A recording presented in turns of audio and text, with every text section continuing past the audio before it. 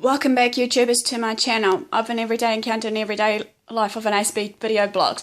As you are fully aware, if you guys have been following my channel so far, I've been taking you on a journey so far of my life story, basically based on my AS with depression sort of thing, and how I go about tackling this depression, or as I called it, the enemy, or black dog also, pretty much on how we're going to go about basically in everyday life. So even though, as I said, everyone struggles with their own demons and everything else in the mix. And the other one, which is AS depression tips, I actually gave you a few tips along the way on how I deal with it, even though some may not agree to some of these ones, or so some may agree to the tips that I've given you. Even though I strongly believe, as I said in that video, that I don't believe in pretty much having that, depression tablets, because there's other ways to just, go about our merry way, basically with the right, tools and information out there, as well as pretty much having the right support. We should go a long way. And all further ado, as I mentioned before, however, I mentioned basically that in this channel, or shall we say, in this chapter of my video blog, it's going to be AS and Meltdowns. Pretty much what I'm hoping to cover is basically what types they are, pretty much how my life story about my meltdowns and stuff, what happens to me, just a little whereabout of how it's going to happen, when it happens, and the tips along the way. And as I said, hopefully this will give you guys a fairer, better understanding of me, and as well as someone that you may know in your circle, either your loved one or your friend, family, what have you, so that you hopefully may be able to, go about it. So, and without further ado, I better start. As you know, there are many different types of stages of meltdowns that occurs in a life of an Aspie. Here, say me, as well as others probably around me that are Aspies. Anywho, as we know that this will be depending on the given moment of the situation at any given moment of time, regardless of what they're facing. It could be that with one of their meltdown stages, they could have just lost a job and stuff and they just really break, or sometimes they may be wanting to be left alone to a point that they need to, have their own space. Us Aspies are the type of creatures that pretty much likes to have our own space. Many people may laugh at this, however, it's not a laughing matter. Okay, you might think, she's not sociable, she's not da-da-da-da. Well, maybe one day you guys will understand basically how life is all about, with us basically, going about our merry way, being alone. But anyway, meltdowns, as I said, has stages that falls into place when it does happen. However, some will come quickly for some of us Aspies on the onset of it, or some not so fast, for these meltdowns. But again, as I said, this is depending on the situation we face at every moment of time. A meltdown may occur with a lot of things, hearsay. Okay, I have mentioned, I think before, in one of my videos, I talked about the sensory overload, which is part of the meltdown, but I'll give you an overview, hopefully, of what I remembered from that video. A sensory overload is like pretty much when a lot of things is going on, be it like a lot of traffic going around, a lot of noise, pretty much, be it basically like we're in a crowded room with a lot of hubbub, like if we're associating in a party, and then it gets a bit too much for us, some of us may start to stim, excuse the term. Stim, as you guys should remember, is basically an involuntary movement that pretty much gives us comfort to a way of hopefully, just get on our merry way.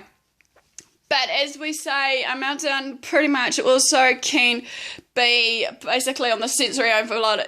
Too much information is in our brain, and we just think that's, we need to do everything all at once. Like, I will admit I'm one of them, even though I try to do everything in one day, despite that some people have been telling me that I think too much, or I read too much in the lines, that sometimes with these assumptions is not right. But sometimes in my being, I know what I feel is right, even if sometimes, okay, I might get under other people's skin, be it whoever it might be at that time. It could be getting under their skin for a given reason that they haven't dealt with their own personal issues, and then they just attack me for no apparent reason, even though all I'm doing is hopefully just to give them my opinion, even though they may not have asked for it in the first place, even though some people I feel that has been in my circle are in denial of what's going on in their circle, and they just don't want to take it on the full responsibility and accountability for their actions.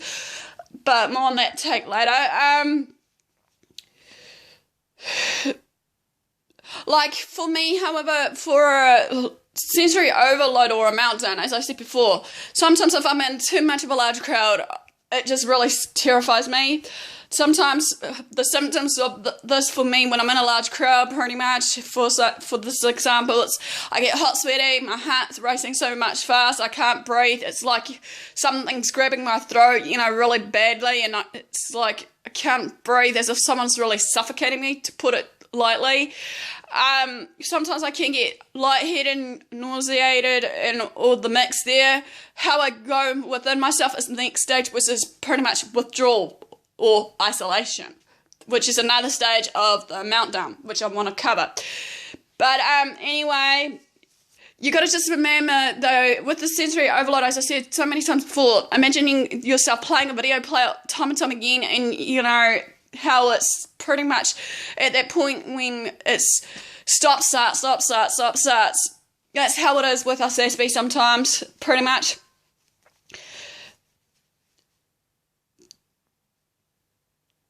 Sometimes, however, some of us normal people, as well as I know for a fact that NTs usually wants a timeout stage, regardless what it is. Hearsay, as I said before, isolation / basically shutdown stage. But isolation is different to shutdown, however, which isolation is just pretty much we just cancel ourselves out of a given moment of situation. Be it example again, me being in a large crowd, needing my timeout stage, needing to fill up my social energy tank and make sure it's full, making sure that I'm happy and healthy and looking after myself before I actually partake into another everyday activity.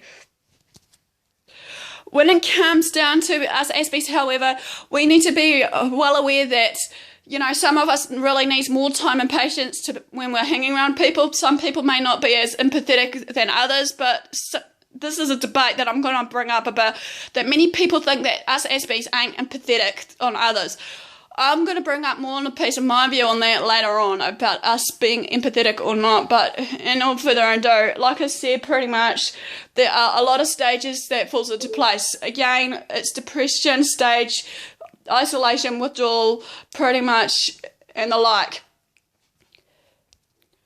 Okay, how I go about basically with these meltdown stages that may come into place, be it whatever it may be. Number one is I pretty much tend to isolate myself from others, so take time out. Like, here's an example, if there's too many people around me, many people notice that sometimes I'll walk away with no apparent reason without me telling them. But I'm just hoping one day that they'll understand that, thing. I know it's good to try and explain it, but sometimes I feel it's hard to explain sometimes on others because many people may either A, joke or laugh about what's going on. But anywho, and all further ado, for how I go about my, meltdown stages, pretty much of the sensory overload, or whatever meltdown stage it could be, I pretty much, number one, imagine myself in a different place setting that is more calmer and peaceful for me. Be it like I sometimes try to imagine that I'm on a beach with, waves slapping at my feet and seagulls, or even maybe I'm in a forest with a lot of birds calling out, doing their callings and stuff while I'm, hiking. That's one of the stages. Or I also pretty much turn on my iPod dock station that I usually use and use that as my little timeout phrase of just, meditation, which is another stage, basically. Many people think meditation can be just all about yoga and that, but sometimes it can be based on our spiritual practices too, of what we go about doing our own thing. Number three, I pretty much have been trying to learn some breathing techniques, pretty much, in 4, out 4, count to 10, sometimes it works, and then sometimes another one is through this breathing techniques is in 4, hold for 4, out for 4, count to 10, and then maybe start humming a little tune that may come about in my mind. Many people may think I'm crazy doing this, but hey, that's just me, okay? So, another one is also, I've noticed, I keep a journal blog, okay, like I've been doing on my video blogs, but a journal blog also pen to paper or paper to computer screen and save it. Pretty much, I feel that with me, when I'm cancelling myself out on others, I just write my thoughts onto paper, make sure that I'm actually in the real fine state, that I am, in my well-being, that I'm good as gold and ready to go. Because many people, we've got to remember, sometimes many people in our circle may tend to drag us down. But no matter what the situation is, at that time frame, if they want to drag us down, we should either choose to, disconnect with them or connect with them and try and hopefully think. But as I said and so many times before, that I'm here for a reason. I'm still in people's circle. Give or take, like it or leave it, of what I say or do towards you, I know I may have some bad ideas, as some people may think, some people may think I'm crazy, some people may think I'm thinking stupid, or whatever the case may be. But in all fairness, if I left you guys alone for maybe, say, a period of time, 5 to 6 days, a week, or whatever, to give you guys time to reflect like I do, then maybe you may see that I might be making sense at the end of it. But okay, without further ado, this is just one uptake on the Meltdowns, which will be part 1 of AS and Meltdowns based on my little life story, as well as hopefully those little tips. In the next one over, we're going to be talking about isolation and withdrawal, what causes them, pretty much, how to go about it, how I deal with it, pretty much, as well as my little brief life story of how I go about it as well, and then maybe a few little tips too on these 2 stages, as well as hopefully the last one of the stages will be, hopefully I'm going to cover, is depression stage, even though I think some of it should have been fully covered in my little life story of AS and depression, on my own one. So thanks for watching, guys.